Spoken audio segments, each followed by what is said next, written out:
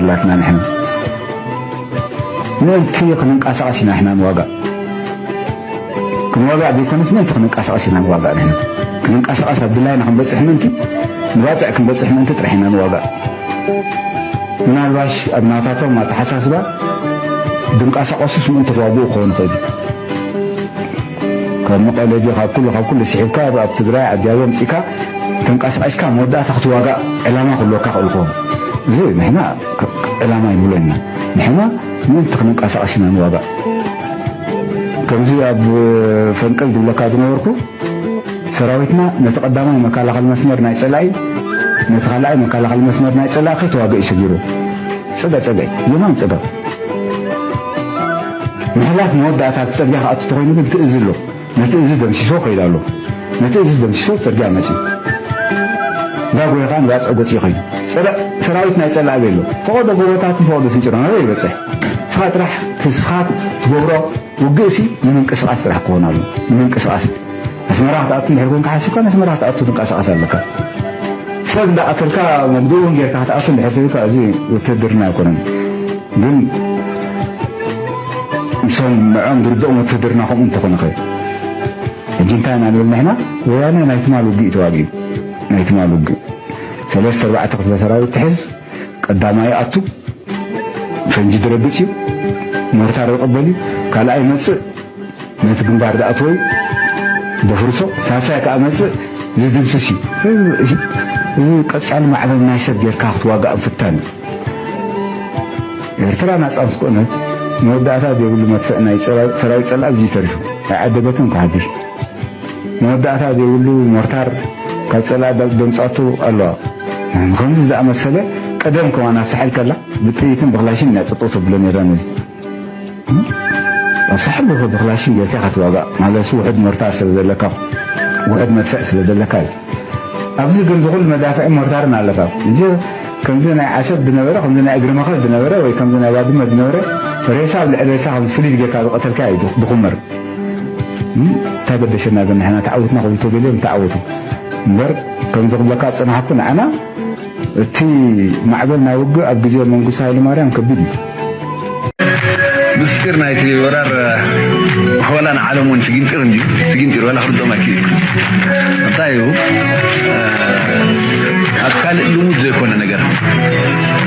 ኣብ ካልእ ልሙድ ዘይኮነ ነገር ሲ ካብዛ መንግስቲ ኤርትራ ጥራይ ይኮሎን ቆፎ ህዝቢ ኤርትራ ጥራይ ይኮሎን ሲ ሰርቫይቭ ዝገብር ይካለስ ዝኾነ ዓለም የለኩም ብጥራይ ግባኻ ብጥራይ ቆፎኻ ንጥሜት ንሽግር ተፃዊርካ ብዘለካ ዓቕሚ በቲ ዓቕሚ ናይቲ ህዝቢ ተኸላኺልካ እንታይ መለለካ ገዳ ዘይምፅኦ ነገር ኣሎ ድዩ ገዳ ዘይምፅኦ ነገር ሲ የለ ጥሜት ኣምፅኡ ዕርቃን ኣምፅኡ ፀቕጢ ስነ ኣሞራዊ ኩናት ኣካይዶም ኩሉ ነገር ኣካይዶም ምስ ከምዚ ዓይነት ኩነታት መንግስቲ ኣብ ጥራይ ካብ ዝንኡ ህዝቢ ኣብ ጥራይ ቆፍኡ ነዛ ሃገር ኢሉ ብጥራይ ኢዱ ክዋጋእሲ ኣብ ዝኾነ ዓለም ክትረኽቦ ይትኽእል ኣስፊኻ ትምስር ትቆንዲ ስምስር ብዙሓት ካለዎ እንዲዮ ግን ትቐንዲ ከመይ ጌርካ ኣብ ዝኸፍአ ኩነታት ሰርቫይቭ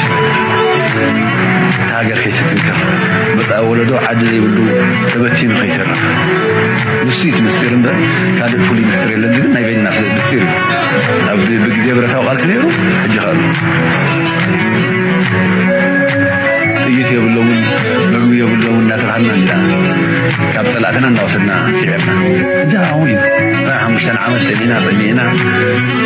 ግን ሃገር ሃገር ካልእ ሲ ጎኒኻ ትገቶ ሓዳርካ ሓዳሮም ይወቱ ንምንቲ ዝሃገር ኢሎም ሓዳር ዘይገበሩ ኣለዉ ምንቲ ዝሃገር ኢሎም ደቆም ዘጥሞ ኢሎም ምንቲ ዝሃገር ኢሎም ተሰውኡ ኣለዉ ኩሉ ነገር ግን ኩሉ እዚ ቅድሚ ሃገር ኣይኮነ ንኤርትራዊ ሲ ቅድሚ ሃገር ኣይኮነ ሽቃ ትመስል መወዳእታ እንታይ ሒዝካ ክትብሉ ነቲ ማዕበል ክትክእሉ እዚ ግን መጀመርያ ብሞርታርካ ክትቅበል ኢኻ ብመድፍዕካ ክትቅበል ኢኻ 130 ኪሎ ሜትር ከሎ ድሕሪ 122 15 ኪሎ ሜትር ትበፅሕ دحريب شمونتب سلسة شديش تقع بمورتاركا ودش تقع تاي برام مد أتخلنا نأجر مغد ويكم زنا عسوي ويكم زنا يبقى سلام ودنبري زي سلسة يجي كمران يريسانات تحدث بجدد زينات نأجر مغد راح يكون تنصور أب سلام ودنبري قود جدد كمراي أب عسب دنبري فعزم ناي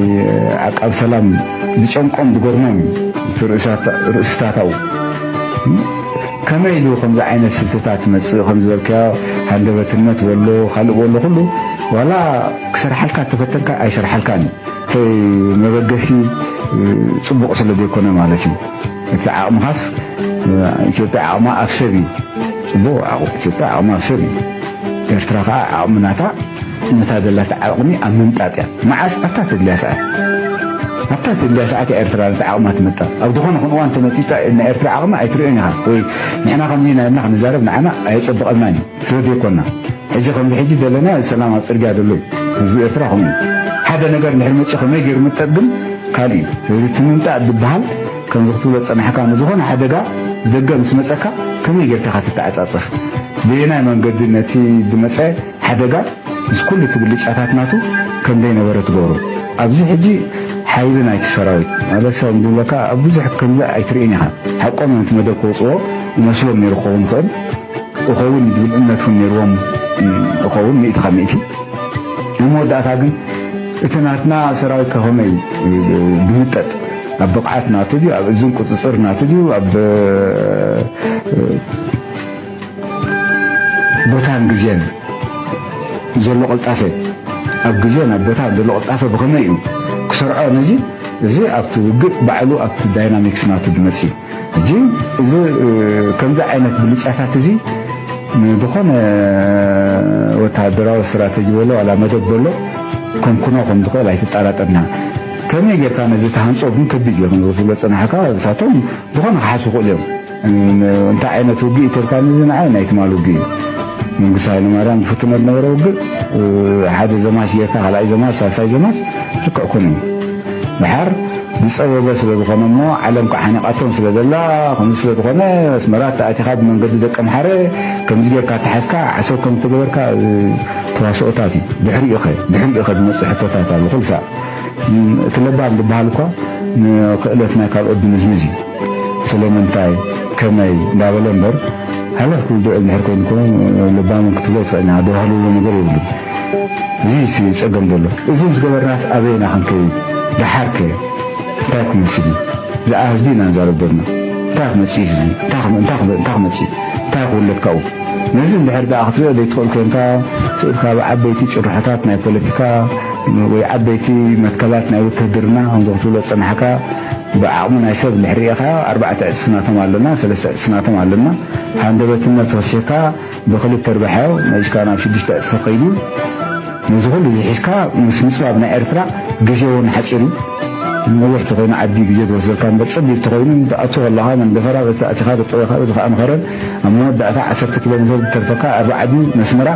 كمان يقولون هيدا أيرك الله خمس دبروا علم كالله يونايتد نيشنز تقريبا الله وراءته كم زخم ترجع إرترا سلسلة كل زي نتحمل كون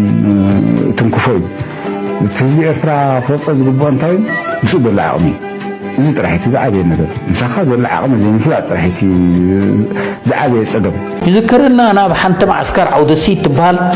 أبقى سمينار كجبري لي متى دحر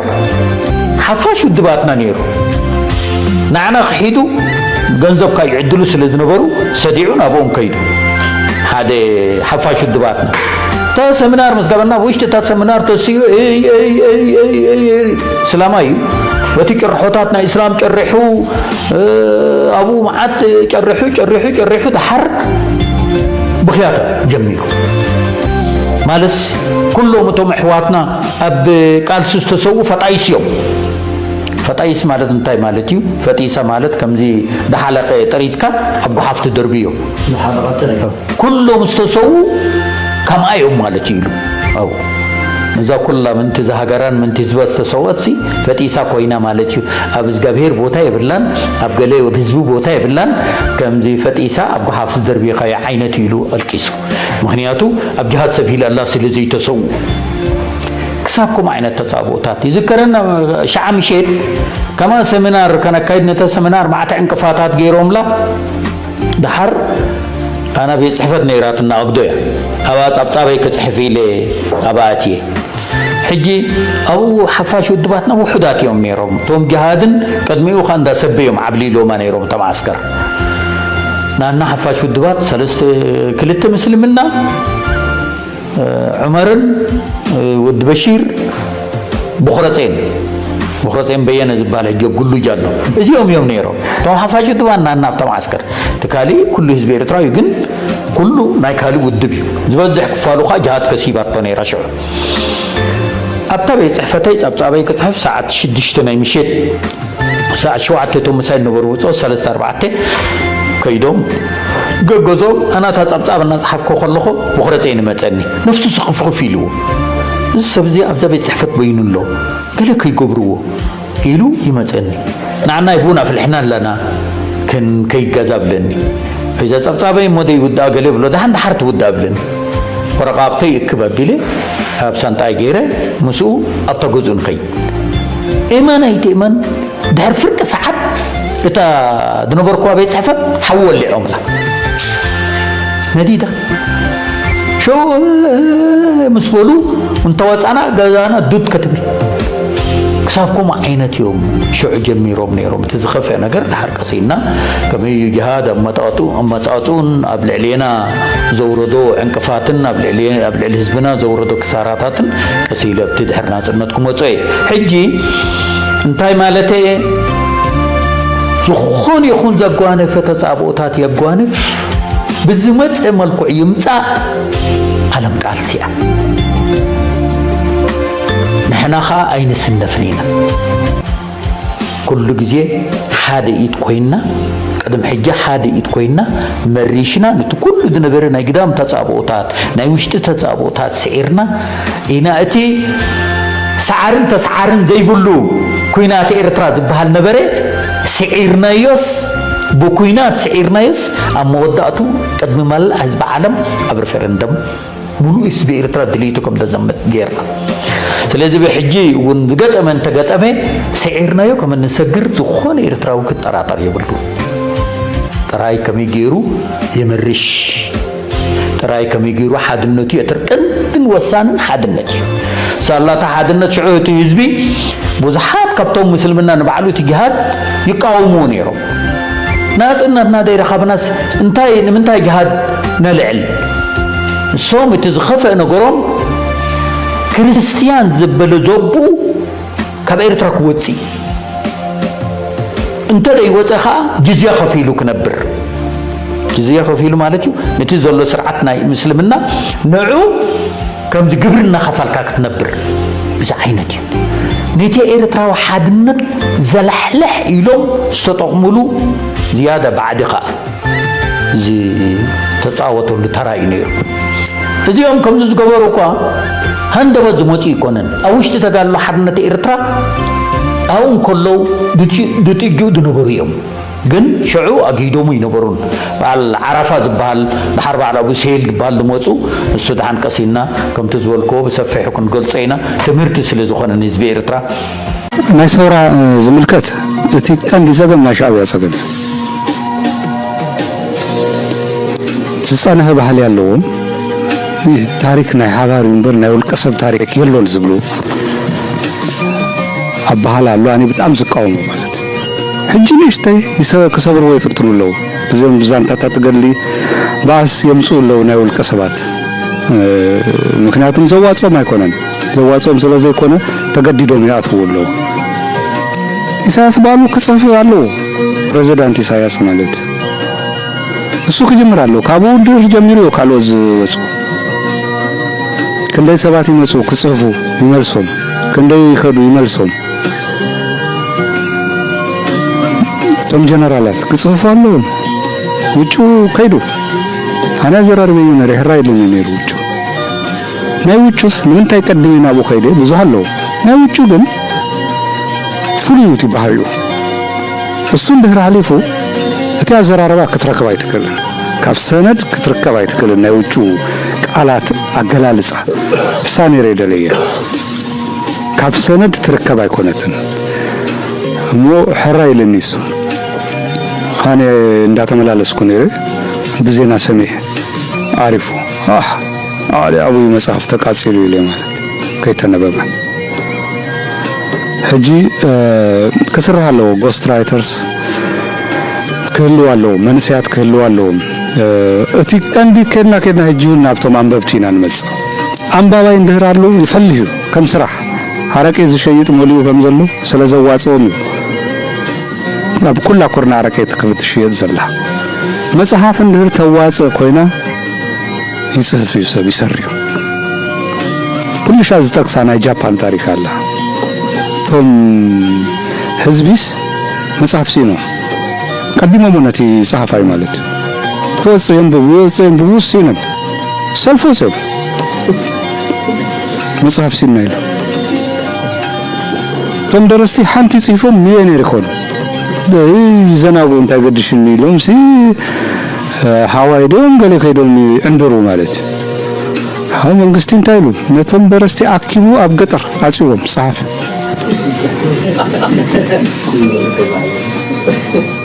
ይጽፉ ይትርጉሙ ጀሚሮም ማለት ከምዚ አይነት ህዝብ አለ ምክንያት ንሽተ ያተድለና ንሽተ ተድለና ረዮ ማብዚ ከና ናዊና ነሰ ታዛሃተት ካኔቶ አንባባይ ደራሎ ጎስት ራይተር ከምድላይ ከመጽዩ ከዛራው ይጅምሩ ነገድዶም ማለት አኔ ከይደለኩ አዳሃሉ ከይደ ንገረኒ ታሪክ ከይልዩ ማዘድማስ ይሁን ተጽበዩ ይላሃቲት ምስኪን ሐሰበላ በለ ይሉስ ይወልስ خدو የተመለሰ ንገሩና መንክስ ኣብ ሎስ አንጀለስ ከይደ ኤልያስ ወንድሙ ዝባል ናይ ፀሐይ ፐብሊሸር እንታይ ብለኒ እስኪ አዛርበለ ኢሳያስ ናቱ ባዮግራፊ ናይ መንግስቱ ዘውፀ ናይ ፍስሐ ደስታ ዘውፀ ናይ ፍቅረ ስላሴ ዘውፀ እዩ ኢሳያስ ተመኒዎ ማለት እዩ ክጽፍ ዳጋሎ ወድማ ሕጂ ኢትዮጵያ ይፈትዎ ኢሱ ለማሎ ሕጂ ዳጋ አይኔ ምሪውማ ሕጂ ሹ ናይ እንኳን ኮን ዝበለኒ ያቀድሙ እዩ ሎስ አንጀለስ ከይደ ኦፊሱ ሕተተለይ እስኪልኝ ክመጽ ናይ ሃሊፍካ ከተአጥዋት አቡ ኮፍለ ከሞኝ ደጅ ሞፈር ይቆረጣል አይነት ማለት ሕጂ ከደ ካብዚ መስከድኩ ተዛረቡ እንታይ ሃሊፉ በህይወት ከለኩም አንብቡ እስኪ ጽቦ ፔን ማለት ታራይ ዘይከውን አብዘይ ድለይ ሰብኮ ወዲቁ በህማቅ መንገድ ከተጻፈ ሚካኤል እኮ አብድካ ከሎ እንደር ዘይ ተጠቀም ካሉ እቲ ሰነድ አበይ ከም ዝወድቅ አይተፈልጡ መን ታሪካ ከም ዝጽፍ አይተፈልጡ ስለዚህ በህይወት ከለና ከተጻፋለሁ አኔ ናታይ ታሪክ ጽፌ ወዲኤ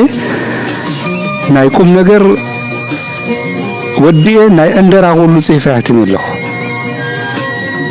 ከለም ድማ ክንዴ አበይቲ ታሪክ ይዞም ደቂሶም ልሉ ታሪክ ዝረባለው ይብለካ አለው እንደም ባልክስቶ ነው ማዛረብ ታይናና እንታይ ሰሪና ይብለካ ሀብዚ አይኑ ዘይሉ በዚያ እንደው ይብለካ ከም መርፍ ከምዚ አብጨጉሩ ዘሐለፈት ከማ ይብለካ እንታይ በዚያ ታጥይት በዚያ ትሪያል ኻዚያ ቀዳል በዚያ ድማ በዚያ ወሰ ይብለካ ስታይርና ድማ ጠልጠል ይሉ እንዲጣብ አብለዮስ ከዚያ አስረት ይሉ ለካ ጃኬቱ ዝቆረሰው ዝመስለካ ይዱ አይመስለካ እሱ ታሪክ አይመስሉም ሙሉስ ታዲያ እንታዩስ ሰበይቱ ያ አብቅድሚት ዋጋ እሱ ድህሪቱ የዋጋ መራህ መስሪው አርፒጂ መጽሞ ካብዚ ቆረጸው አከይዱ ሕጂ ቶም ተጋደልቲ እንታይ ገይሮም ቀልጢፎም እሱ ከይሪያ ሰበይቱ ስለዚህ ኮነት ቀልጢፎም ጨርቅ ያምጽዮም ሽፍና አብሎ ማታ ክሳድ በይና ኮይና ሪዋሱ ግን ክላ ታይትሽፍን ዋሪና ይንታይ ዝራሎ ሰበይቱ ካ ሲኒማ ስካት ከይድም በራብዚ ስካት መጽ ይሉ دريو نرفز كوينو تسوي له كم بين سرعة أنا يجرمني إذا ما يسب أباي أيكونن يبل هنساب تي زحلفو ما يسب أباي أيكونن زقبرو سرتشمونت إسرائيل تتصاوتلو آيس كريم تلسلو سينما تخدلو لزي تفلطوا يكون قول زلكم حبس أبالم كل زربا له أبقد بهم كمان دقيم يزاربوا قدهم خاك زارب حفرة سماني شوق بيرا يزارب نجي شوق بيرا تاريخ الله أبير تراجن أسر تتا شوق بيرا تالو أبير ترا تري زي في التاريخ أسر تتا شوق بيرا تيم زلوا أب هذا شوق بيرا بعلم قل هذا ترهيبه علم مولو تسهفلو أبير ترا زلوها زوجن بارد أفريتو هاي شوق بيرا كات إزيم ك تمالي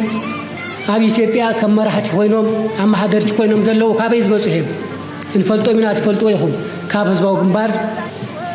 تفلفلهم بس باوجن بار سددتهم زمل ملتهم يوم حانت قال كبر جنرال ودي فريم 80 شمنت مسوعتي مسبزها كاوجن بار تسحبوا ماني قاشو زاغري إيدي تحريمي كمنا سيميري تسيرا إيدي برورام سامر براب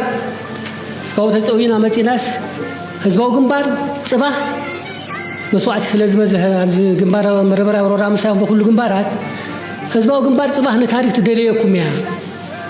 كل سبكك سو أنا عين دليلنا عيلو تزاري مسكبر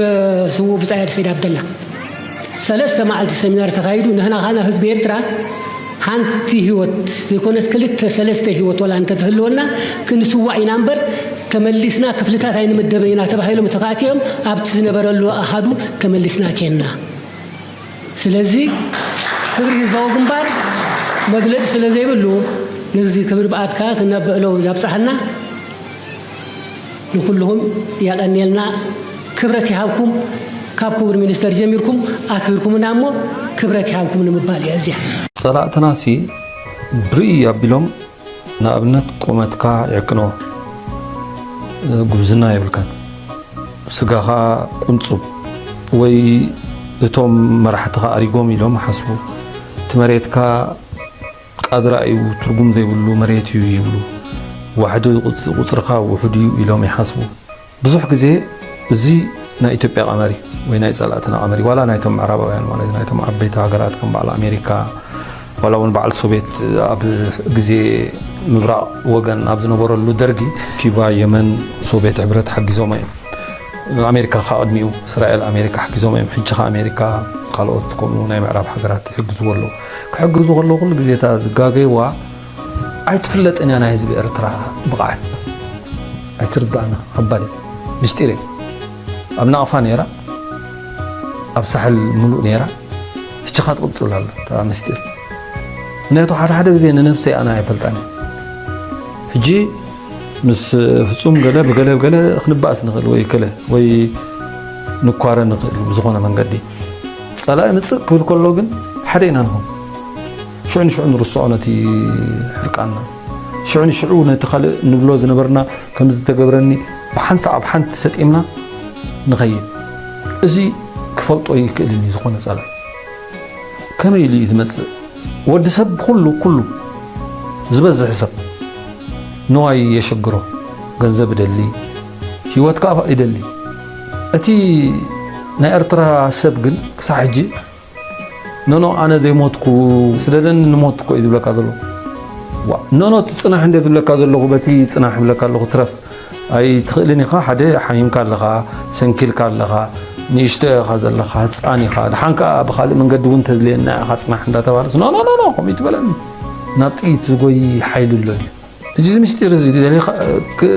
حتى كذي نفسها مناطق أنا سي زي الساعة أبن دقول قال برتعنا تي وق مالته دقول قال بحاله بتناي سلاح توراريو الكعزون مسنا فاست أثر مالته ديجن زعل سيدي زعل سيد على سيد أبزي مالتي سي أبجي هاي السلاسة تي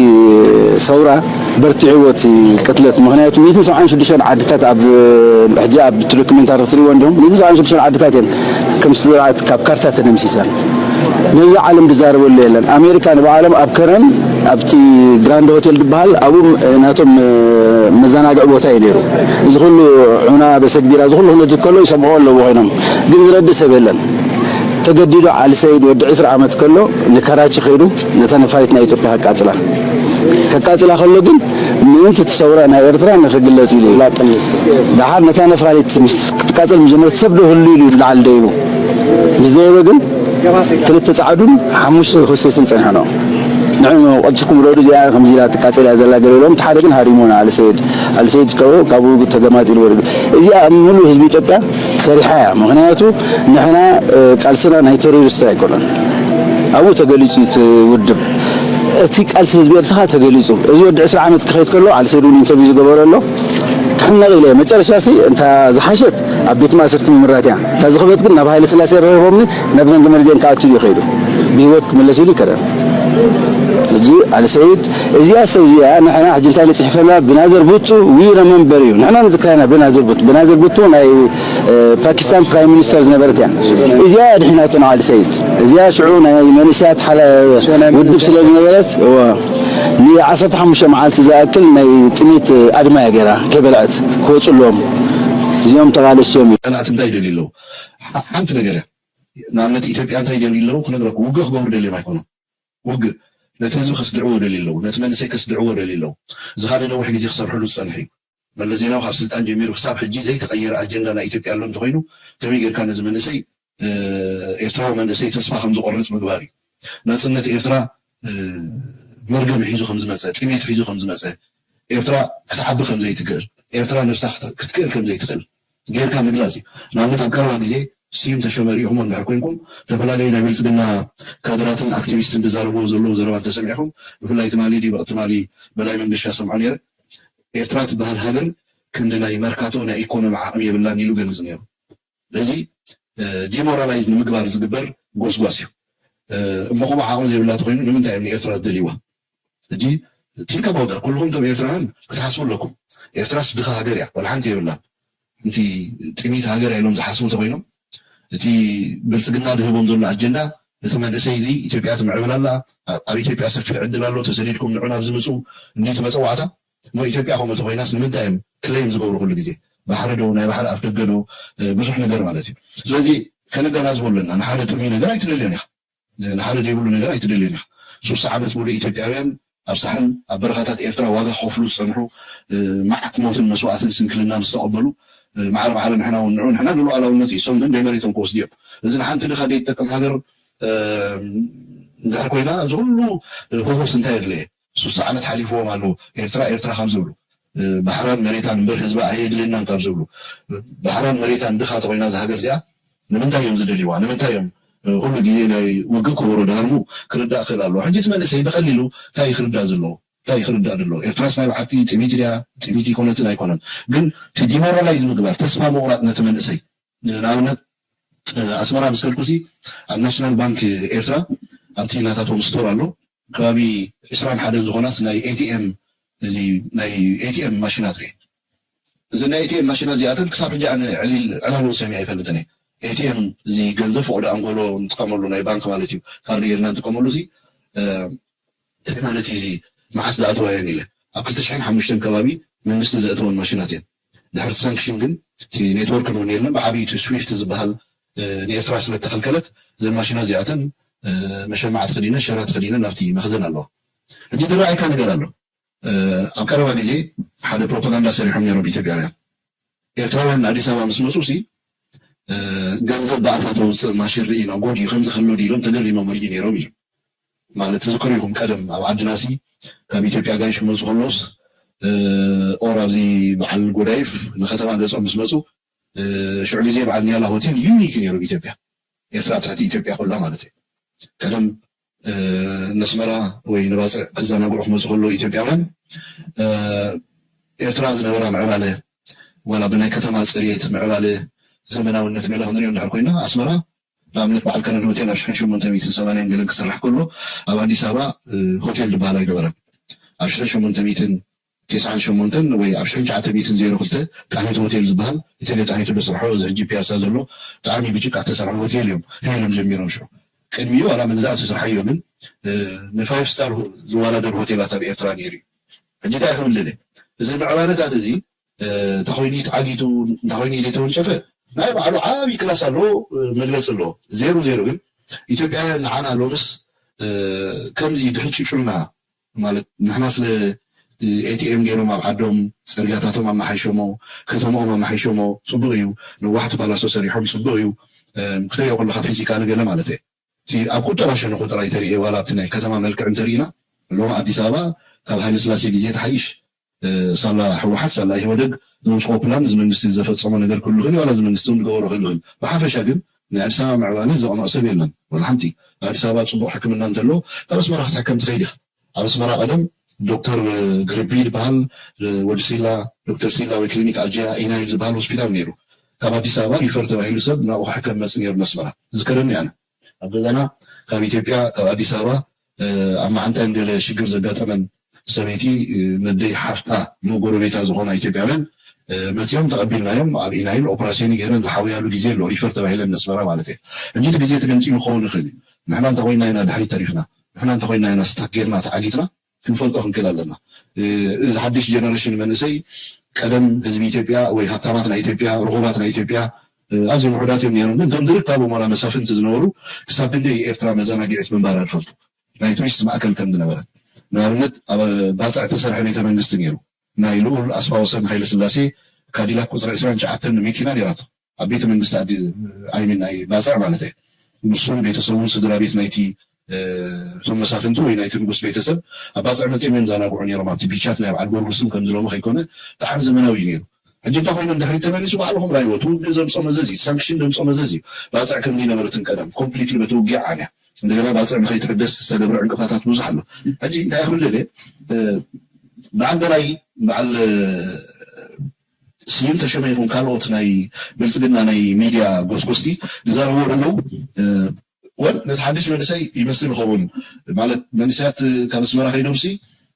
ባይዞ ክሳብ ክንዱ ደናቑር ኣይኮኑ እቶም ኤርትራውያን ኤቲኤም ትበሃል ማሽን ካርዲ ጢቅ ኣቢልካ ወይ ካርዲ እቲኻ ገንዘብ ከም ትበካስ ዝጠፍኦም ኣይመስለንን ኣነ ክሳብ ክንዲ ድንቁርና ኤርትራ ካብዚ ምዕቡል ናይ ዓለምና ዘሎ ቴክኖሎጂስ ክሳብ ክንዲ እዚ ተገሊላ ኣብ ፀልማት ትነብር ሃገር ኣይኮነትን ዘይፈልጥ መንእሰይ ኣሎ ኢለ ይኣምኒ ግን ንምንታይ እዮም እዚ ፐርፐዝ ንጎስጓስ ዘምፅዎ ኩልኩም ሕሰቡ እዚ ንምንታይ እዩ ንጎስጓስ ሓደ መንግስቲ ስከምኡ ዝገብር እዩ ወይ እቲ መንግስቲ ዝለኣኹም ካድራት ንምንታይ እዮም ከምዚ ጎስጓስ ዘምፅኡ ክርዳእኩም ዘለዎ ነገር ኣሎ ተስፋ ክትቆርፁ በቲ ዓድና ብዓድናስ ተስፋ ክንቆርፅ ብመንግስቲ ተስፋ ክንቆርፅ ድሕሪት ባይ ጉሒፍና እዚ መንግስቲ የለናን ክላ ኢትዮጵያ ትሕሸና ምስ ኢትዮጵያ ምዃን ይሕሸና ምስ ኢትዮጵያ ምሕዋስ ይሕሸና ዝብል ሓሳብ ንኸነማዕብል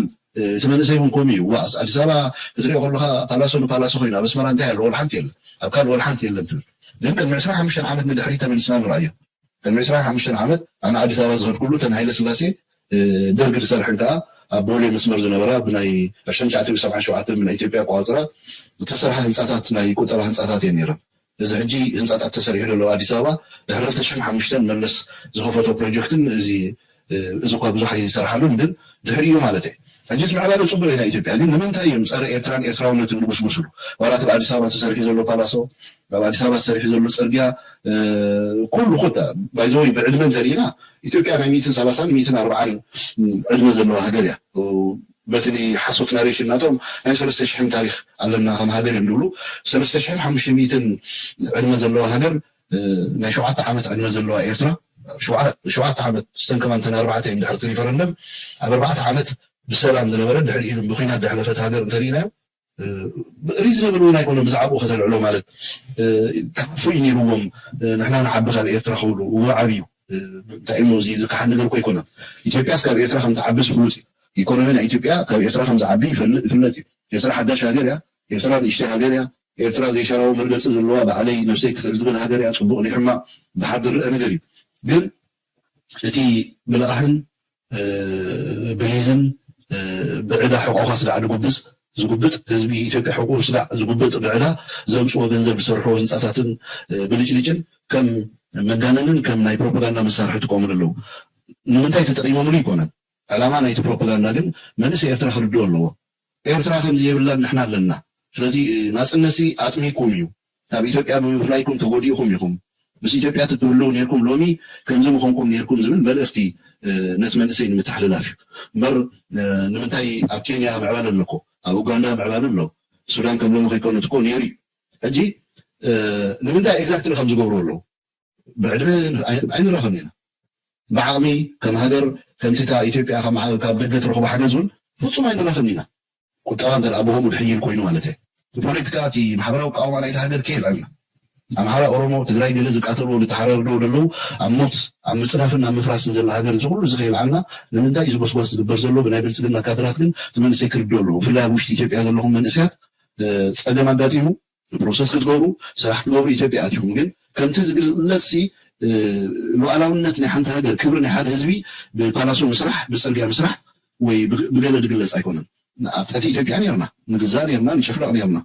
ناصنت كم أمارات زي وسن نيرو تزخون 3 عامات من داي مسواتي أخفلنا من داي زغلو دخان ناصنت كم هاجر كنكون كنخيل كم هاجر كوينا دما هاجر كوينا تراي ليكونس حزبنا صغيبو معبيلو سلطينو تماهيرو تغيرو زري الله هاجر كم تخون امنا سلوزلو يتقالس تخايدو ابتر حقول قالس ايغبرني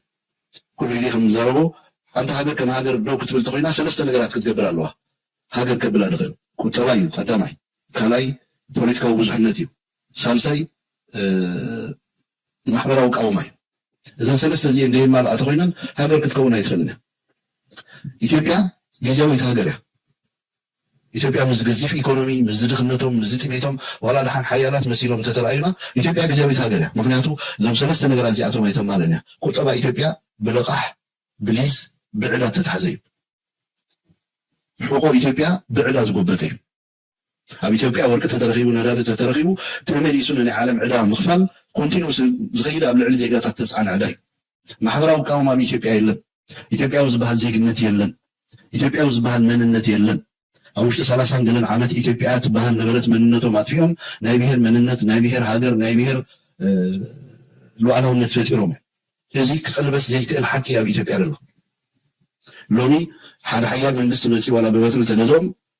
هادينو تجزم بتوشت 35 عام بتريو ሉዓላውነት بقليل كنتنو يكونون ترجمة ماكينة بمغيار ورقة مننت شم بمغيار زغير ነገር የለ ኣብ ውሽጦም ኣይሰርሑን ማሕበራዊ ቃውሞም ተበታተነ ኣነነት ምትፍናን ምስትንዓቅ ናይ ባርያን ዲላን ናይ ባርያን ናይ ጨዋን ባርያን ፍልሊ ዘለዎ ፖለቲካዊ ቃውማ ኣቃውማ ማሕበረሰብ ማሕበራዊ ቃውማ ይደለዎ እዞም ህዝቢ እዚኦም ሃገር ኮይኖም ክቅፅሉ ይኽእሉ ድዮም ኣይኽእሉን እዮም ኢትዮጵያ ትበሃል ሃገር ድሕሪ 2018 ኣብ መፂው ናብ ድሓን ክትመፅእ እንዳተሓሰበ ከሎ ሳላ ናይ ኢማራት ተፅዕኖ ሳላ ናይ ኢማራት ዕዳ ሳላ ናይ ኢማራት ገንዘብ ሓይሊ ገንዘብ እዚ መንግስቲ እዚ ኣፅዋር እንዳምፀ ሰብ እንዳቀተለ እንዳኣሰረ እንዳጨፍለቀ ሃገር ይምስል ኣሎ ግን ኣይኮነትን ኢትዮጵያ ሃደሽልሽቱ ዘላ ሃገር ናይ ኢማራት ዶላር ናይ ካልኦት ዶላራት ኢትዮጵያ ከድሕና ኣይክእልን እዩ ንኢትዮጵያ ከድሕና ዝኽእል ማሕበራዊ ቃወማ እዩ ንኢትዮጵያ ከድሕና ዝኽእል ሓድነት ህዝቢ ናይ ኢትዮጵያ ጥራይ زين حدነት ዘለዎ ዝኾነ ይኹን ሓይሊ ክምክቶ ይኽእልን እዩ ኢትዮጵያ ኤርትራ እኮ ዶላራት ሓገዝ ናይ ኣሜሪካ ይኹን ናይ ምዕራብ ወይ ናይ ዕራብ ረኺባ ኣይኮነትን ኣብ ዝበፅሓ ኣይኮነትን ክሳብ ሕጂ ኤርትራ ገለገለ ሰባት 4 ቢልዮን ዶላር ዕዳ ኣለዋ ብሎ ካብ ምፅኦም ይፈልጥን እዩ ግን ኤርትራ ዝኩሉ ዕዳ እንዳመንጠለት ካብ ደገ ኣይኮነትን በትሪ ጠበንጃ ወይ ናይ ፀጥታ ሓይሊ ሃኒፃ ኣይኮነትን ነቲ ህዝቢ ትገዝኦ ዘላ ዋላ እቲ መንግስቲ ማለት እዩ ህዝቢ ኤርትራ ኤርትራውነቱ መሪፁ ሓድነቱ ሓልዩ ባዕሉ ይደቅብ ደሎ ኢትዮጵያ ከምኡ ይኮነት ኣብ ከባቢና ዝፈረሰ ሃገራት ኩሎም ከምኡ ይኮና ሱዳን ትበሃል ሃገር ድሕሪ እንግሊዝ መግዛእቲ ነፃ ወፅያ ሱዳናውያን ግን ኣይተፈጠሩን ሱዳን ትበሃል ሃገር ተፈጢራ ሱዳን ካብ መግዛእቲ ሓራት ይኹን ተባሂሉ እንግሊዝ ኣብ መብልዑ ቁርሲ ነፃነቶም ይህብዎም ኣብ ዝሓለፈ 67 ዓመታት ግን ሱዳናውያን ሱዳናዊ ዝብል ዜጋ ኣይፈጠሩን ኢትዮጵያ ኣይተገዛእና ንብሉ ኢትዮጵያ ኣብ መግዛእቲ ኣተና ንብሉ دحين كنت تقول ولا تقول لكن إثيوبيا وين فتيرة ممنوع دحين من يلك بحيين إثيوبيا إمبير مسفترة إثيوبيا تفتيرة كون تخليها كاب ناب إثيوبيا تفتيرة كاب نبرق بوغادين نمعرب نبعل الحارات اللي بسمين بتجري بتب مرق بعل عفار إنجلان إثيوبيا تبان كارتا هجر فتيرة كون غير من يلك إثيوبيا وين جنيه فترة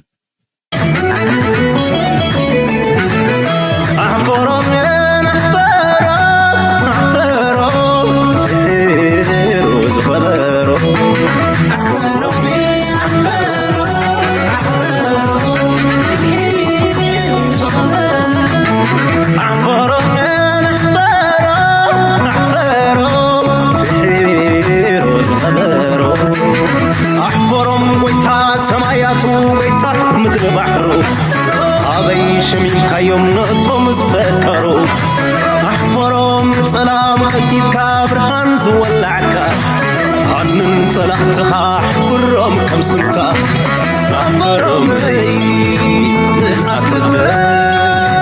أحفرهم حابن هزبي أحفرهم بصحهم كمان بيرهم أطوار تغمروا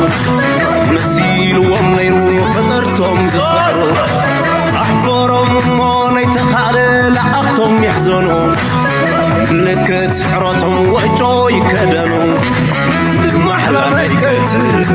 زانتا زعابيو سلكي الوفترت سيطان زساسيو عمس مغنتهم لغيتنا ماتوا زاقيهم شنيحا أخي لا سحاتا